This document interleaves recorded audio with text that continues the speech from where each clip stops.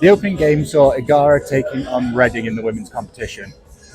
Igara opened the scoring midway through quarter one after a high turnover. They carried into the circle and fired home to take the lead.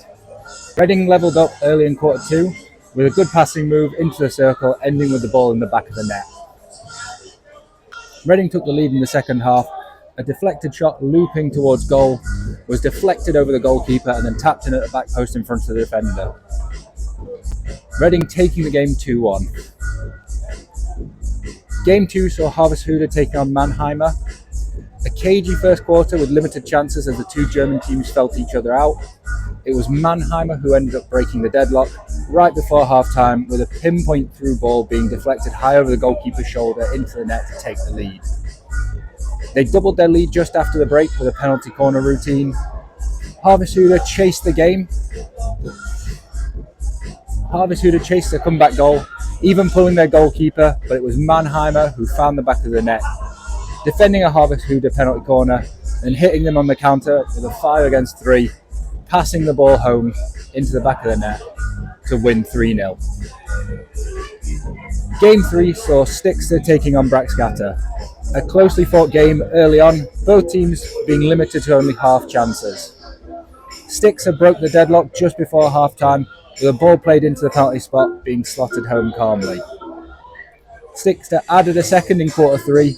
After winning the ball back high, they carried to the baseline and slipped back to P-spot again to fire home and make the game 2-0.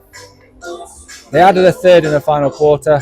A quick free hit switched across top D, fired to the back post, and the deftest of deflections taking it past the goalkeeper before capping the game with a Yibby penalty corner to take the game 4-0 and advance to the semi-finals. Game 4 saw Amsterdam taking on Hamburger. A fierce battle saw the teams deadlocked all the way through the first quarter. It was Amsterdam who struck first early in Q2. The ball fired in and deflected into the bottom corner, giving them the lead. Hamburger pressed, but were kept out by Payne before being caught on the breakaway in quarter 3. A driving run and a dynamic reverse into the roof of the net over the advancing goalkeeper gave Amsterdam a 2-0 lead. Hamburger struck back from a penalty corner just before the end of the quarter, an absolute rocket of a drag flick.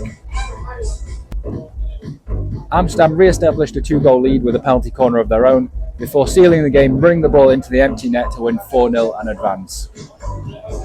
The final game saw Kampong taking on Crefeld.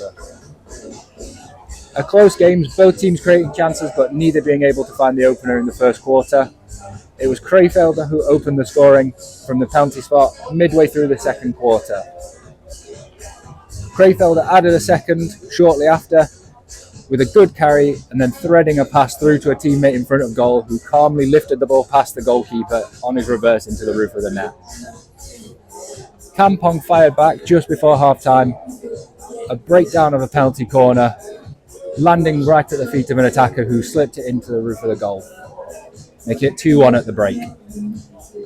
Kampong carried that momentum through the half-time break, levelling the score shortly after the restart, after firing home a rebound. Kampong added a third to take the lead from a reverse into the roof of the net before the end of the third quarter. Crefeld pushed for an equaliser, but were caught on the breakaway, Tellenkamp sprinting from the halfway line into the circle before smashing a reverse through the goalkeeper to make it 4-2. Chasing the game, Crefeld pulled their goalkeeper following a yellow card for Kampong and piled on the pressure, eventually breaking through and getting one back after a deflected cross found its way into the back of the net. They continued to press and managed to level the game up in the closing minutes, again from a deflected cross to make it 4-4 and taking us to a shootout. Both teams level on 4 each after the first 5, taking us into sudden death.